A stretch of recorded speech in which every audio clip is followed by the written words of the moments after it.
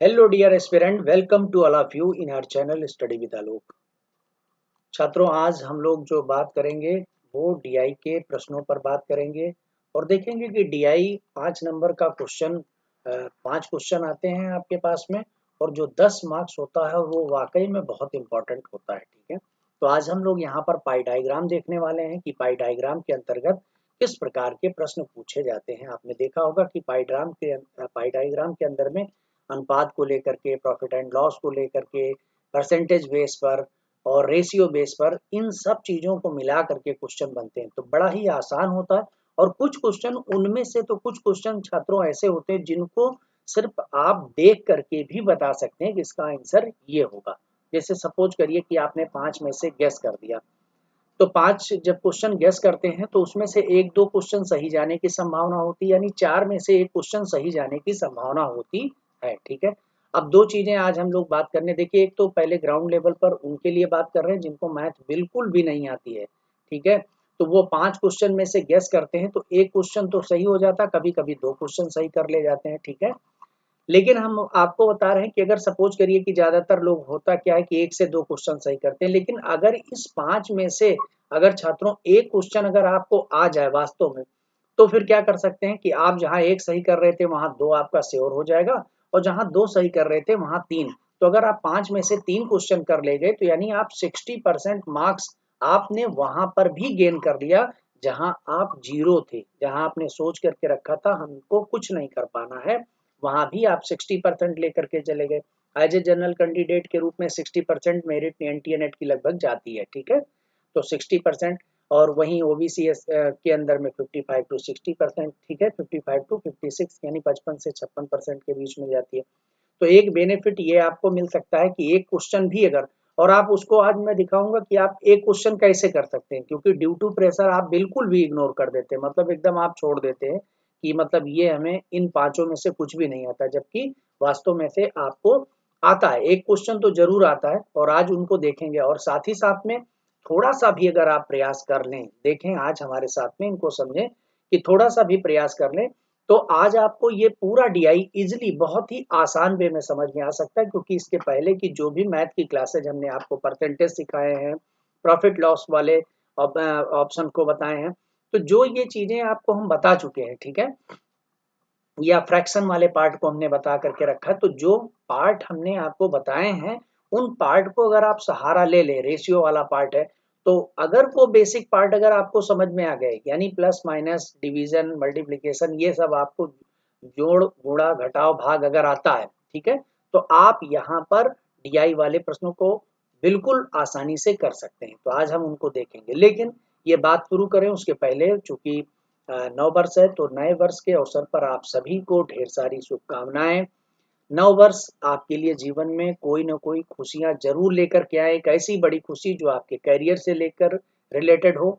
और एक महत्वपूर्ण बात है कि अभी आपका एनटीए नेट का जो बहुप्रतीक्षित एग्जामिनेशन है वो भी 1 साल बाद लगभग आपको देने को मिल रहा है। ठीक है, क्योंकि जिस तरीके से कोरोना की रफ्तार पहले चल रही थी, फिर बीच में रुकी, फिर उसके बाद में फिर से शुरुआत हो चुकी है, लेकिन आपको एक अवसर मिल रहा है कि आप पूरे सिस्टम को फॉलो करके आप जा करके एग्जाम दे सकते हैं।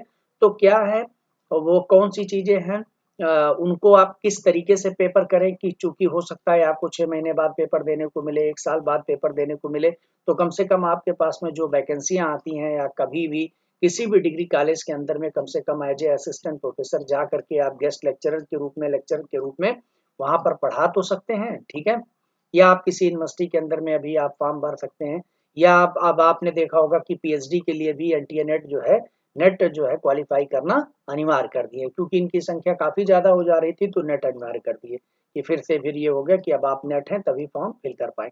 तो ये जो चीजें हैं, इतनी चीजें, तो उस दौरान 1 साल बाद जो मौका मिला है कैसे आप टैकल करें।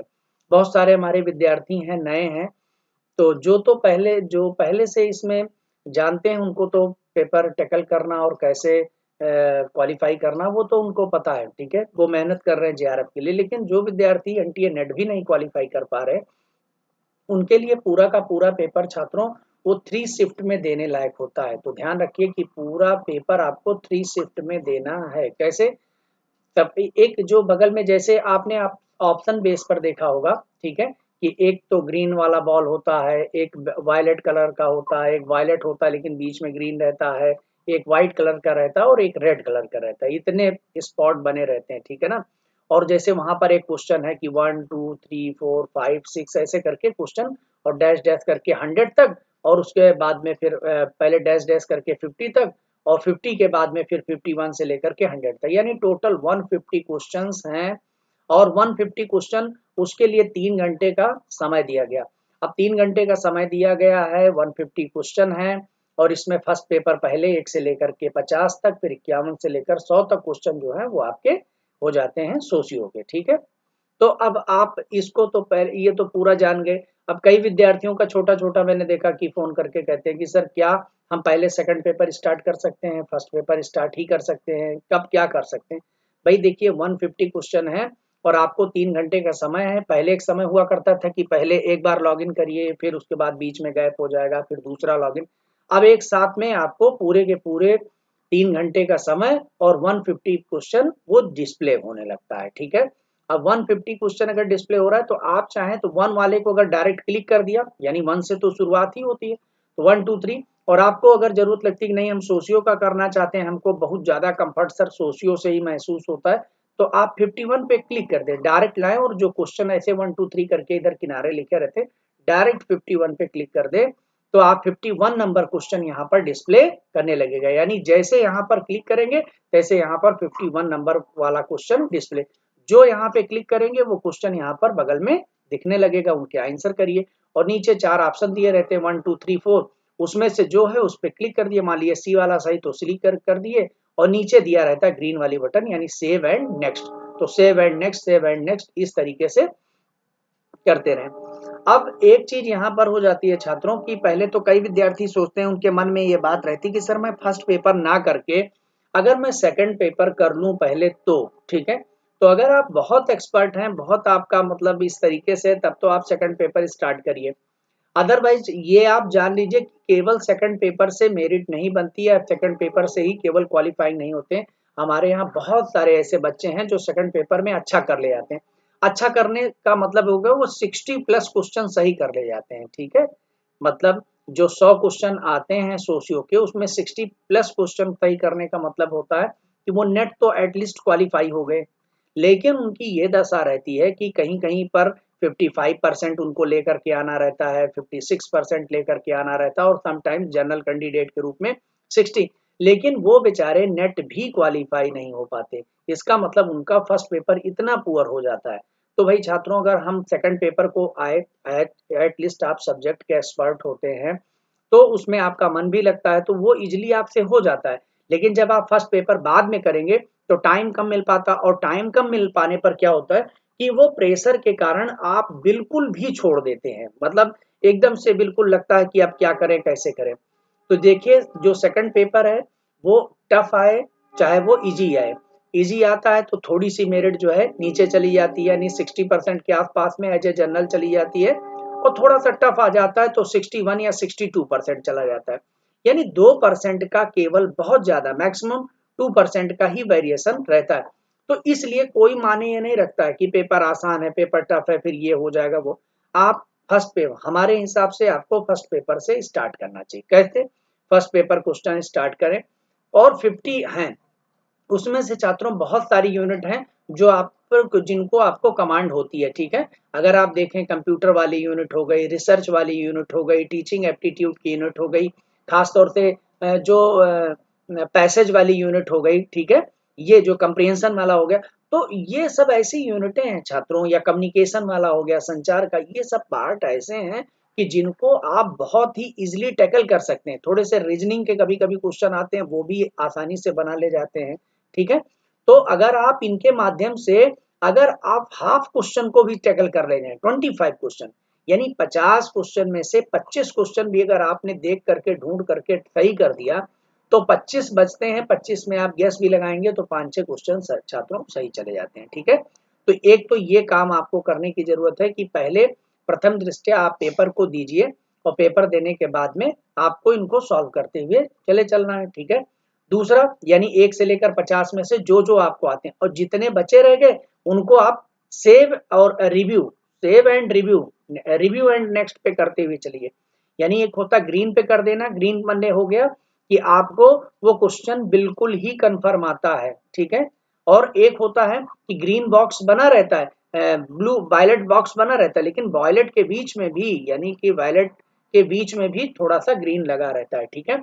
यानी रिव्यू एंड सेव, आप ध्यान से बात को सुनेंगे क्योंकि वहां पे लिखा यही रहता है इसलिए। तो रिव्यू एंड सेव, और अगर आपको ये लगता है कि सर हम रिव्यू एंड सेव और ये सब चीजें नहीं समझ पा रहे हैं, जैसे बहुत सारे विद्यार्थी ऐसे हैं जो बिल्कुल नए होते हैं, रिव्यू एंड नेप इसको भी नहीं समझ पा रहे, तो उनको क्या करना है कि भाई आप 1 नंबर क्वेश्चन कर दिए, चलिए ठीक है 1 नंबर आपने क्वेश्चन कर दिया कि चलो 1 नंबर कर दिया, उसके बाद में फिर 2 नंबर कर दिया, ठीक है ये भी कर दिया, यानी सब पे save and next, save and next, save and next करते हुए चले चल रहे हैं। आपको आ रहा है तो भी, नहीं आ रहा है तो भी आपने, जैसे आपने देखा 2 नंबर वाला आया ठीक, 3 नंबर वाला बिल्कुल भी नहीं आ रहा है तो आपने कहा मुझे सी नंबर पे गैस मार देना है, तो बस हमको सी नंबर सही लग रहा है, हमने सी पे लगा दिया, ठीक। तो जब सी पे लगा दिया काम खत्म है। अब लेकिन आप बिल्कुल मतलब नहीं आ रहा था, लेकिन जो 4 नंबर वाला है वो आपको लग रहा है कि आ तो रहा है लेकिन अभी इतना नहीं टाइम है कि हम बहुत ज्यादा यहाँ पर उसको समझें, लगाएं, ये सब करें, लेकिन फिर भी आपको कोई ना कोई आंसर देना है। चलो हमको आंसर लग रहा है कि इसमें डी नंबर होना चाहिए, तो आपने डी पे लगाया और क्लिक किया और आगे बढ़ गए, ठीक। तो इस तरीके से क्या होता है कि डी पे लगाया और क्लिक किया आगे बढ़ गए। लेकिन आपको लगता है कि इस डी वाले प्रश्न पर ये जो क्वेश्चन है इसको हम समझ करके लगा सकते हैं अगर हमारे पास टाइम बचेगा, और अगर हम इसमें 4 मिनट का समय दे दें, 3 मिनट का समय दे दें, तो हमारा ये क्वेश्चन निकल सकता है। सपोज करिए, तो आपको छात्रों एक पेपर मिलता है, वहां पे ब्लैंक पेपर मिलता है, ठीक है, रफ काम के लिए एक पेपर मिलता है। तो उसी रफ काम के लिए जो पेपर मिलता है वहां पे ऐसे 4 लिख करके गोला खींच लीजिए, यानी क्वेश्चन नंबर 4 को आपको रिव्यू करना है। तो बाद में जब यहाँ बॉक्स में सब क्वेश्चन दिखते रहते हैं 1 2, अब तो आपने ग्रीन सबको कर दिया है, यानी इसलिए ग्रीन कर दिया क्योंकि अगर आपके पास टाइम ना रहे, पेपर आपका ऑटोमेटिक सबमिट हो जाए, तो कम से कम वो कंसीडर तो हो जाए। आपने बी पे या डी पे लगाया था, हो सकता है डी सही ही चला जाए क्योंकि माइनस मार्किंग नहीं है। लेकिन अगर ऐसा नहीं होता है तो कम से कम आपके पास मान लीजिए आपने ऐसे पेपर दिया और आपके पास टाइम बच गया 4-5 मिनट, तो आपने कहा 4 नंबर वाले क्वेश्चन को हमको रिव्यू करना था, ऐसे 10 नंबर वाले को रिव्यू करना था, 15 नंबर वाले में हम दिमाग लगा सकते थे, तो आप 4 10 15 ऐसे नोट करके रखें उसी पेपर पे, जो आपको रफ कॉपी मिलती है, रफ पेपर मिलता है उसी पे, बस आप उसको क्लिक करके और डायरेक्टली यहाँ से क्लिक करके वो क्वेश्चन डिस्प्ले कर जाएगा, उसको देखिए और उसके बाद में उसको दिमाग लगाइए और उसको सही, क्योंकि एक एक क्वेश्चन अब आपको बढ़ाना। तो लास्ट में जो 5 क्वेश्चन होते हैं छात्रों, वही या तो आपको जेआरएफ पहुंचा देते हैं, और या तो वही 5 क्वेश्चन जो है आपको नेट क्वालिफाई, अगर आप नेट नहीं क्वालिफाई हो रहे हैं तो नेट क्वालिफाई हो जाते हैं, और जेआरएफ नहीं हो रहे होते हैं, बार बार नेट होते हैं तो आप जेआरएफ हो जाते हैं। तो अब आप समझ गए कि पूरी रणनीति क्या है, ठीक है। क्योंकि मेरिट इतनी जाती है कि जितना आपकी क्षमता है वहां तक तो आपको ले जाता है, लेकिन उसी क्षमता से 4-5 क्वेश्चन अगर आप एक्स्ट्रा कर ले जाते हैं तो तुरंत ही आप सेलेक्ट हो जाते हैं। लेकिन उसी के बाद अगर आप दम तोड़ देते हैं, ठीक है, कि बस सर हम बस यहीं तक पहुंच पाएंगे, अब हमारे पास नहीं, तो आप उस पायदान को क्रॉस नहीं कर पाते, ठीक है। तो चलिए ये तो आप चीजें समझ गए स्ट्रेटजी। अब मैंने बताया कि 3 शिफ्ट में सॉल्व करना है, तो क्या होगा, पहला ये हो गया कि आप 1 2 3 4 ऐसे सॉल्व करते, जो जो आपको आ रहा है फोकस किया, नहीं भी आ रहा है तो भी गेस किया, और उसके बाद जिस पे रिव्यू करने लायक बन रहा है उसको रिव्यू में डाल दिया कि हमको ये क्वेश्चन रिव्यू में करना।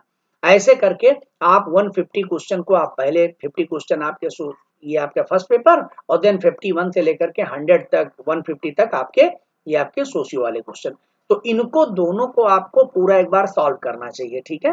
उसके बाद फिर से रिव्यू मारना चाहिए। इस रिव्यू के दौरान क्या है कि जो पार्ट आपको लग रहे हैं कि जिन पे दिमाग लगाया जा सकता है, सपोज करिए रीजनिंग का कोई क्वेश्चन था, थोड़ा सा ऐसा लग रहा था कंप्यूटर का कोई क्वेश्चन था, तो जो ऐसी चीजें हैं, या कोई थोड़ा सोचने समझने वाला क्वेश्चन था, टीचिंग एप्टीट्यूड का, रिसर्च का, जो जल्दी से याद नहीं आ रहा था, अब आप प्रेशर भी दिमाग पे है कि जल्दी करना भी है, तो आप उसने रिव्यू को छोड़ करके रखा हुआ था, और फिर आप उसको जा करके रिव्यू करके सही कर सकते हैं। देखिए ये होती है खास तौर से इस मामले में, इसलिए मैं कहता हूं कि दूसरे राउंड में रिव्यू वाला देख लिया, और तीसरे राउंड में आपको पूरा पेपर ये देख लेना कि कहीं ऐसा तो नहीं हमारा कुछ छूटा उठा, क्योंकि वहां पर तो ग्रीन ग्रीन है, ठीक है, लेकिन इसके बावजूद भी कहीं पर आपको लग रहा है तो आप उसको क्लिक कर लें कि हाँ भाई ये अभी रेड है, या यहाँ पर ये क्वेश्चन नहीं देखा गया, ताकि तो इसी तरीके से छात्रों ये 3 राउंड में पूरा पेपर करना है, ठीक है। अब हम लोग 3 राउंड में पेपर की बातें आप जान गए कि कैसे करना है, क्योंकि यही वो स्ट्रेटजी होती है जहां से आप फाइनल अंतिम रूप से सिलेक्ट होते हैं। हो सकता है छात्रों एक गोल्डन अपॉर्चुनिटी आपके पास में है, ऐसा मैं आपको बता रहा हूँ, क्योंकि देखिए दिसंबर वाला जो था, दिसंबर 20 वाला वो भी नहीं हुआ था, और उसके बाद में जून 21 वाला, ठीक है, जून 21 वाला ये भी नहीं हुआ, ठीक है। तो ऐसे में ये जब एग्जामिनेशन नहीं हो पाए, जो दिसंबर 20 वाला था जून में होना था, जून वाला, तो ये दोनों दो तो मिल ही रहे ना आपको, ये दोनों जुड़ करके मिल रहे हैं, यानी 1 ईयर के बाद में 2 बार देखिए फॉर्म निकला हुआ था। तो हो सकता है जो सीटें कभी कभी 200 300 ऐसे करके सीटें बनती थी, है ना, तो वो सीटें इस बार बढ़ जाएं, ठीक है। और सीटें बढ़ जाएंगी तो उसमें फायदा ये होगा कि अगर आप थोड़ा सा भी मेहनत कर देंगे, है ना, एक चीज सबसे प्लस पॉइंट है कि थोड़ा सा भी मेहनत कर देंगे तो आप यहाँ पर नेट क्वालिफाई हो जाएंगे, ठीक है। तो ये या जेआरएफ के लिए भी थोड़ी सी सीटें हो सकता है बढ़ जाएं, ठीक है। तो जब बढ़ जाएंगे, क्योंकि दोनों एग्जामिनेशन एक साथ में हो रहा है, तो ऐसा हो सकता है, ठीक है, ऐसा होने का पूरा चांस है कि सीटें थोड़ी सी ज्यादा रहे। तो मतलब जो छात्र जेआरएफ वगैरह के लिए तैयारी कर रहे हैं उनको पूरा प्रयास करना चाहिए, इस दौरान पूरा प्रयास करना चाहिए। चलिए अब हम लोग अब एक जो डीआई का पार्ट है छात्रों, डीआई वाले पार्ट में आपको पाई डायग्राम, ठीक है, जो पाई चार्ट के माध्यम से क्वेश्चन है उनको कैसे करना है इनको देख लेते हैं। देखिए किसी नगर की जनसंख्या है और वो है 3,60,000, देखो इकाई दहाई सैकड़ा हजार 10,000 लाख। तो आप इसको भैया छात्रों गिना उना करो जरूर, ठीक है, कोई हड़बड़ाने की जरूरत नहीं। 3 लाख और उसके बाद में 60,000, 3,60,000 जनसंख्या है किसी नगर की, और उसमें विभिन्न व्यवसायी हैं, विभिन्न प्रकार के व्यवसाय हैं, जो वृत्त चित्र के माध्यम से, जो वृत्त चित्र है पाई डायग्राम उसके माध्यम से दिखाया गया। यानी टोटल जनसंख्या कितनी है, 3,60,000, ये बात बिल्कुल क्लियर हो गई। और इसमें जो है इस पाई डायग्राम में दिखा रहा है कि नौकरी वाले 120 डिग्री, 72 डिग्री उद्योग वाले हैं, है ना। उसके बाद में व्यापार पर जो है आपके 36 डिग्री, यहाँ पर कृषि है 108 डिग्री, है ना, और परिवहन है 24 डिग्री। तो इस तरीके से इतने पार्ट अलग अलग आपको दिख रहे हैं, ठीक है। अब इतने पार्ट जब अलग अलग आपको दिख रहे हैं तो इन पार्टों में आप क्या कर सकते हैं वो आप जान लें। जैसे जब टोटल ये जो पार्ट है ये कितना बनेगा, सबसे पहले तो ये देख लें, तो किसी भी एक पॉइंट पर टोटल एंगल कितना बन सकता है। तो देखो 180 इधर से बनता, 180 इधर से, यानी टोटल बनते हैं 360 डिग्री, 360 डिग्री, यानी पूरे एंगल पर 360 डिग्री। इसका मतलब छात्रों अगर 120, 24, 108, 36 और 72 इनको जोड़ दिया जाए तो ये 360 डिग्री ही होगा। इसमें कुछ अगर इससे कम होता तो इसका मतलब ये क्वेश्चन ही गलत होगा। तो आप देखो ये सबको जोड़ोगे तो 360 डिग्री आ जाएगा। तो बिल्कुल क्लियर हो गया, यानी 120 हो गया, है ना। अब इसको हम लोग जोड़ करके ही देख लेते हैं। उसके बाद में देखो 108 हो गया, मेजर मेजर जोड़ लें। उसके बाद में देखो 72 हो गया, और फिर उसके बाद में 36 हो गया, और फिर एक 24 हो गया, ये इतने हो गए। अब इनको 8 2 10, 10 हो गया, और 6 4 10, 10 10 20, 0 आ गया, 2 आ गया, 2 2 4, 7 4 11, और 11 3 14, और 2 16, 16 का 6 हासिल 1 हो गया, और 1 1 2 1 3, यानी 360। यानी अब आप इसको जोड़ लें और 360 डिग्री आपको मिल गया, ठीक है। तो भाई ये छात्रों ये इतने जो पार्ट हैं ये तो आपने देखा कि आपका 360 डिग्री वाला ये पार्ट कंप्लीट हो गया। तो ये मैंने आपको दिखा दिया कि देखिए, ठीक है, ये ऐसे ओरली बता दिया था लेकिन मैंने आपको बता दिया। तो 360 में अब आपने देखा कि 360 में से 120, यानी ये जो 360 है इसकी वैल्यू कितनी है, 3,60,000 है। यानी 360 वैल्यू, यानी 360 की जो वैल्यू है, 360 डिग्री की वैल्यू है, वो 3,60,000 के बराबर है, क्योंकि टोटल जनसंख्या 3,60,000 और टोटल डिग्री 360 डिग्री, ठीक है, ये 360 डिग्री। तो 360 की वैल्यू कितनी हो गई, 3,60,000, ये तो कंफर्म हो गया ना। अब उसमें आपको अलग अलग क्वेश्चन पे यहाँ कि 120 किसका है, नौकरी का, उद्योग वाले का 72। तो देखो इसमें कह रहा पहला क्वेश्चन, अब हम लोग देखते हैं कि कृषि की अपेक्षा नौकरी में कितने अधिक व्यक्ति लगे हैं। अब भाई देखिए कृषि की अपेक्षा, कृषि कितना है 108 है, कृषि की अपेक्षा नौकरी में कितने लोग, नौकरी में कितने लगे हैं 120। यानी अब आप यहां पर तुलना इन्हीं दो के मध्य में हो रही, एक नौकरी के मध्य, एक कृषि के मध्य।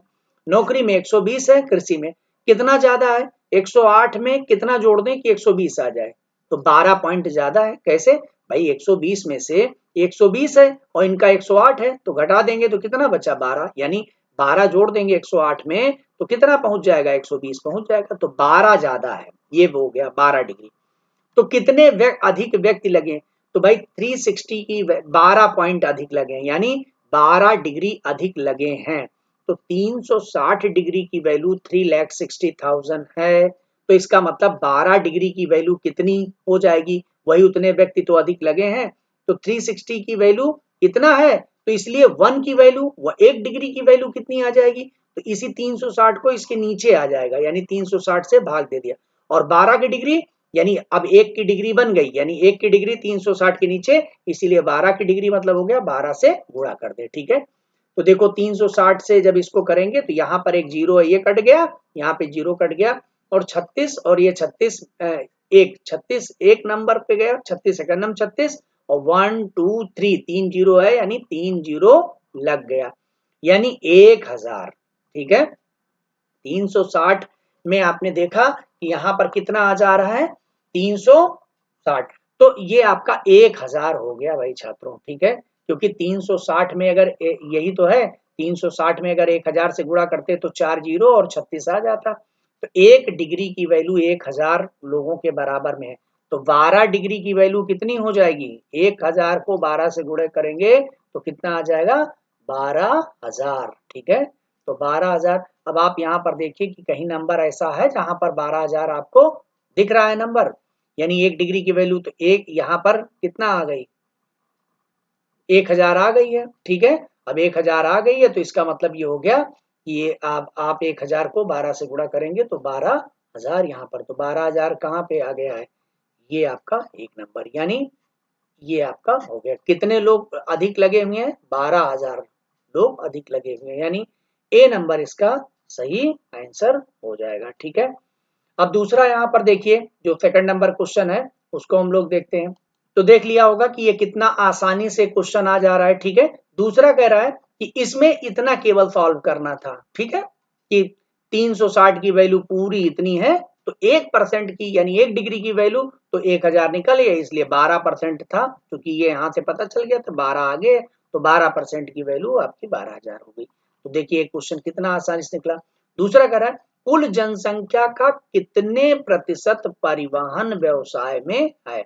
अब हमको प्रतिशत में निकालना है, यहाँ पर किसमें दिया गया है, यहाँ जो जानकारी दी गई है वो डिग्री में दी गई है। ठीक है, कितने डिग्री कोण में दी गई है, इतने डिग्री का एंगल बन रहा है, कोण बन रहा है।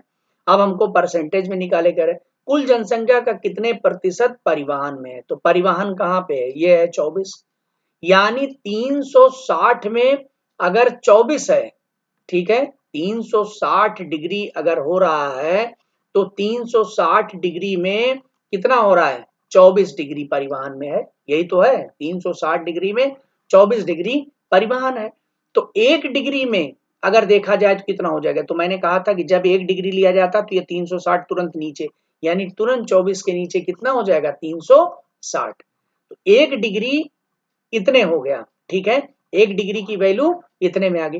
अब इसी पे उन्होंने कह दिया कि भाई 100 डिग्री अगर मान लीजिए इसको 100 में देखा जाए तो 100 में ये कितना हो जाएगा, यानी प्रतिशत कितने का होता है 100, तो इसको बस यही 100 से मल्टीप्लाई अगर कर दें तो आपको पता चलेगा कि 100 का कितना प्रतिशत आ जाएगा। तो 100 में देखेंगे तो कैसे हो जाएगा भाई, यहाँ पे इसको कट करिए, देखिए एक जीरो यहाँ पर है, जीरो ऊपर है, कट कर गया, फिर 12 दूनी 24 और 12 तिया 36, ये हो गया है ना।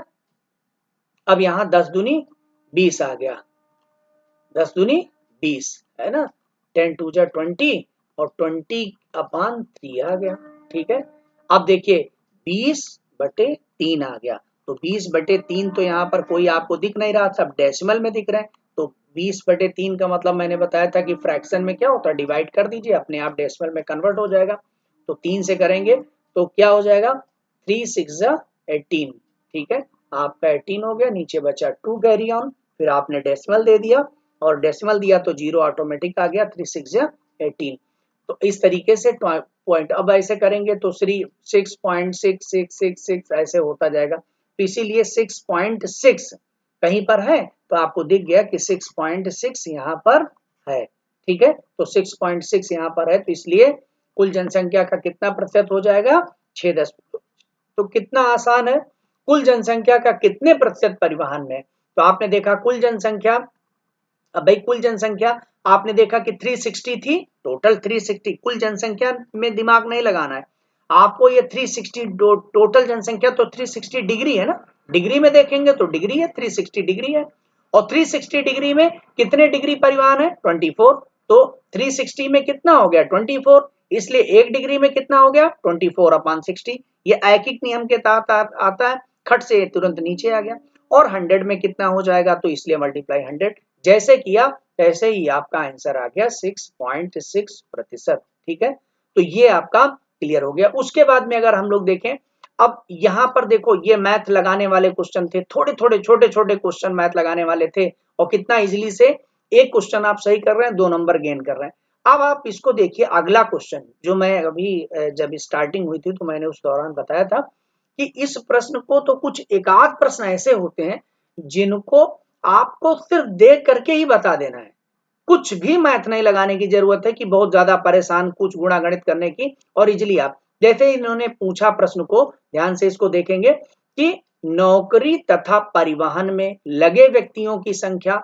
अब भाई नौकरी तथा परिवहन में, अब देखो नौकरी में कितना है, परिवहन में कितना है, नौकरी यहां पर है 120 और परिवहन है आपका 24। तो नौकरी और परिवहन में अगर देखा जाए तो नौकरी और परिवहन में कितने हो गए संख्या, 120 और प्लस जो है 120 के साथ में 24 जुड़ गई, ठीक है। तो 120 में अगर 24 जोड़ देंगे तो टोटल कितने हो जाएंगे, ये आपका हो जाएगा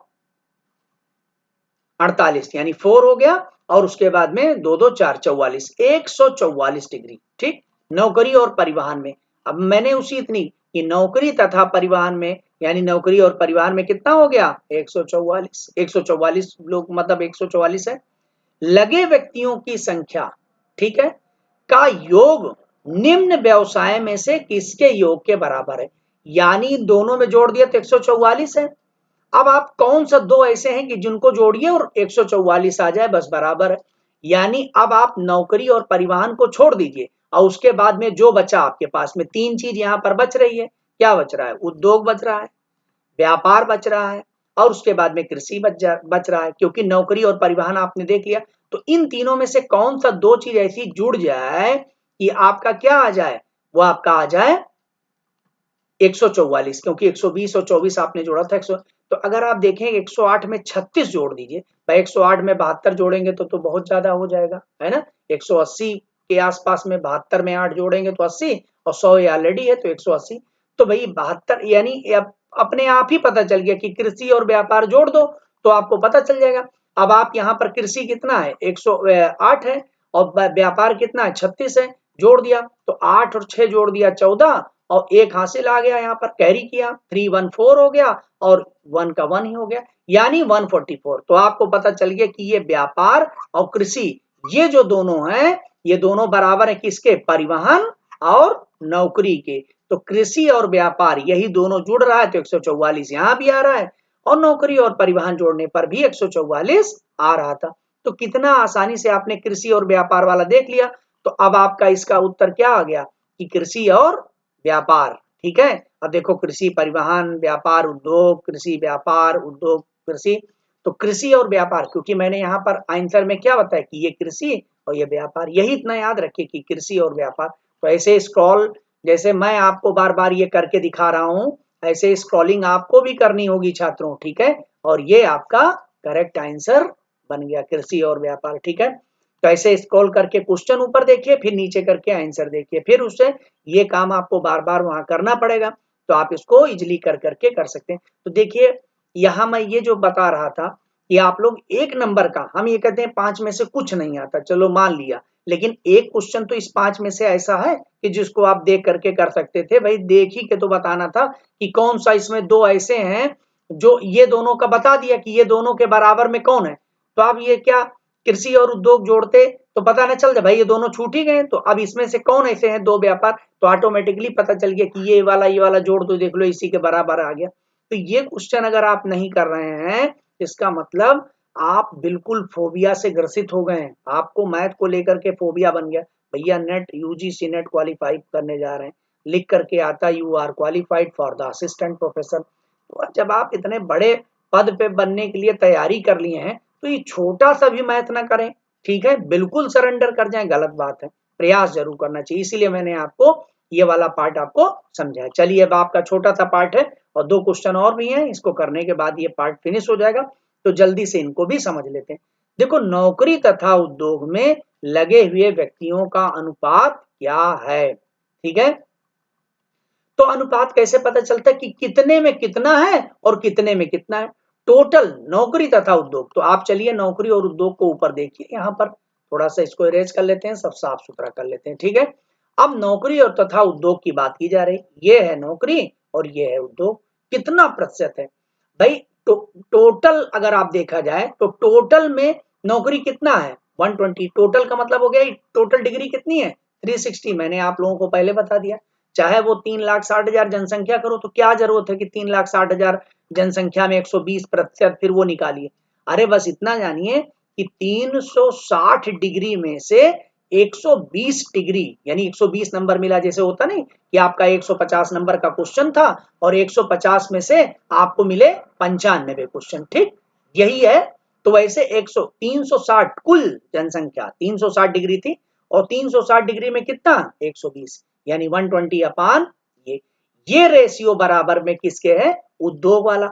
उद्योग कितना है 72%, तो 72 किसमें है टोटल 360 में से, यानी 360 डिग्री में से 72 और इधर ये 120, यही आपका निकल है। अब जब दोनों के 360 बराबर हो जाते हैं, इसका भी हर बराबर इसका भी, यानी कि जो डिनोमिनेटर जिसको हर कहते हैं छात्रों, यहां दोनों बराबर है, तो इसका मतलब सीधा सीधा 120 अनुपात 72, यही आंसर आ गया। बताइए कितना आसान है कि 120 अनुपात 72। अब यहां पर तो अब जब 120 अनुपात 72 अगर आपका दिख रहा है तो कहे सर यहां पे तो हमको जो है कहा गया क्वेश्चन, यहां पर क्वेश्चन ये है नौकरी तथा उद्योग में लगे व्यक्तियों का अनुपात क्या है। सर यहाँ पर तो 120 अनुपाते जो आपने 120 अनुपाते 72, तो यहाँ तो ऐसा बहुत छोटा छोटा आ रहा है 3 4 2 3 5 3 3 5, तो ये तो कहीं ना कहीं गड़बड़ हो रहा है कि कैसे क्या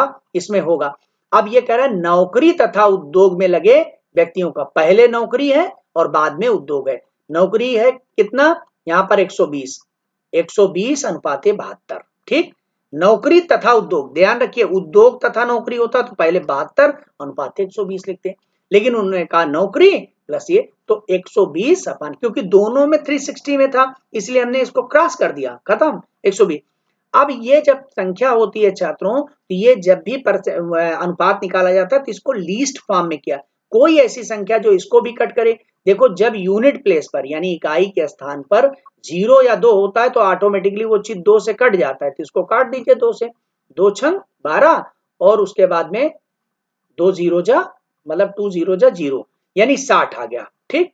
और यहां पर अगर इसको काटेंगे तो देखिए 2 3 6 और उसके बाद में 1 आ गया और 2 छंग 12। अब देखिए ये भी कट गया ये भी कट गया।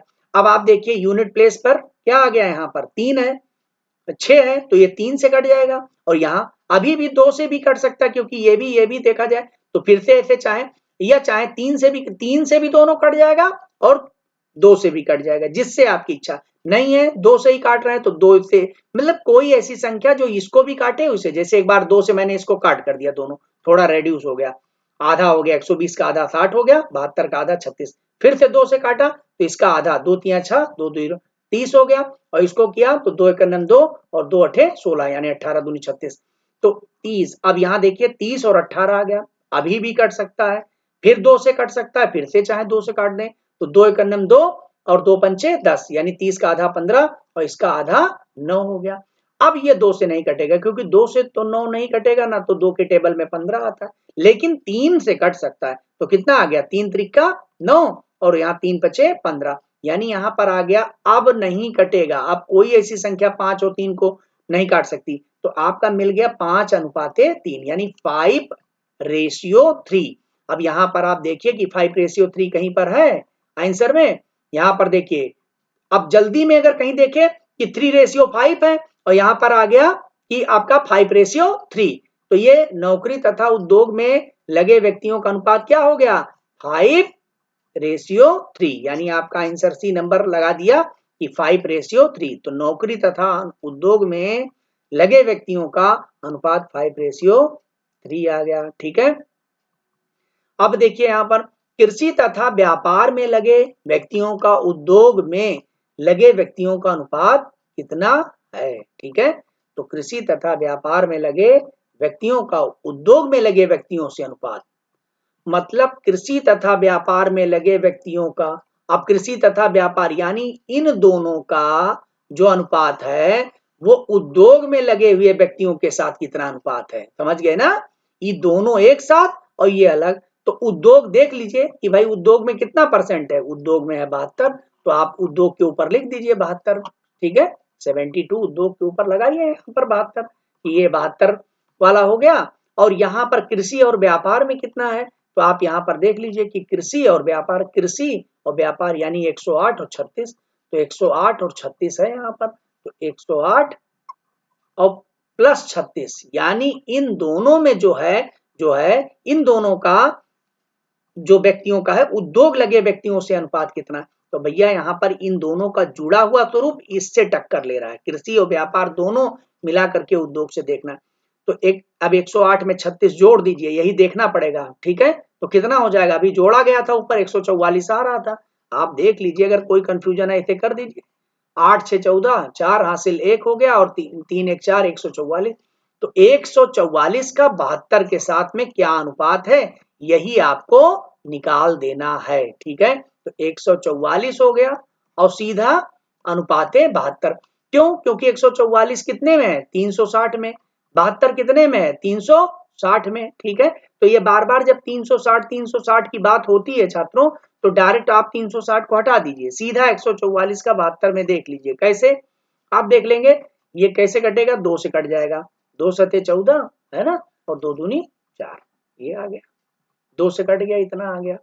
उसके बाद इसको भी 2 से काटेंगे तो 2 3 6 और उसके बाद में 2 6 12। फिर देखिए, फिर आप देखिए 36 दूनी 72 होता है, 36 एकन्नम 36 और 36 दूनी 72, सीधा कट गया पूरा एक के बार में। आप समझ गए कि 36 दूनी 72 हो रहा है, 72 दूनी 144 हो रहा है। तो 2:1 आपने देख लिया कि इधर 2 आ गए, यहाँ पर 1:2 भी लिखा है लेकिन 2:1, तो आप इसको क्या कर दिए 2, ठीक है, 2:2, ये आपका पार्ट आ गया। तो इस तरीके से आपने देखा कि ये पार्ट आपको इस तरीके से फिनिश कर लेता है। तो ये छात्रों एक छोटा सा पार्ट है, अगर आप इजिली चाहें तो आप इसके पाई डायग्राम के माध्यम से थोड़ा सा, अगर आपको रेशियो परसेंटेज इन सब चीजों के बारे में जानकारी है तो आप इजिली यहाँ से सॉल्व कर सकते हैं और समझ सकते हैं। तो ठीक है छात्रों, ये वाला पार्ट हमने फिनिश कर लिया। कल फिर मिलते हैं आप लोगों को और कल आपको दंड आरेख के बारे में भी बताते हैं। ठीक है, कुछ और प्रकार के डीआई, यानी जो 2-3 प्रकार के डीआई लगातार आपसे पूछे जाते हैं उनको हम सॉल्व करके देखिए। मैथमेटिक्स एक ऐसी चीज होती है छात्रों कि कोई जरूरी नहीं है कि आपको बहुत सारे इस पे लेक्चर दिए जाए, बस यही आपको प्रैक्टिस करना। तो आपने देखा और इसको प्रैक्टिस कर लिया, अब आप इसी आधार पर कुछ क्वेश्चंस को सॉल्व करने की कोशिश करिए और बहुत ही इजीली तरीके से आपको आ जाएगा। एक बार 2 बार इस लेक्चर्स को जरूर देखिए। ठीक है, देखिए वे जो विद्यार्थी जो ऑलरेडी मैथ में बैकअप जिनका है या एसएससी वगैरह या कभी तैयारी की है सिविल वगैरह, उनके लिए तो बहुत ही आसान है। लेकिन जो बच्चे बिल्कुल भी नहीं किए मैथ से फोबिया, वो भी चाहें तो हम इतना जरूर जानते हैं कि ये जो छोटे छोटे क्वेश्चन निकल करके आए कि जहां पर बिल्कुल एकदम सीधा रखना था, तो हमें नहीं लग रहा है कि ये क्वेश्चन नहीं सॉल्व कर सकते। बहुत ही आसानी से, थोड़ा सा जैसे सब कुछ इतना पढ़ करके चीजें सीख गए हैं, वैसे अगर इसका भी प्रयास करें तो बिल्कुल ये क्वेश्चन सॉल्व कर सकते हैं। तो मिलते हैं छात्रों नेक्स्ट लेक्चर में। All the best.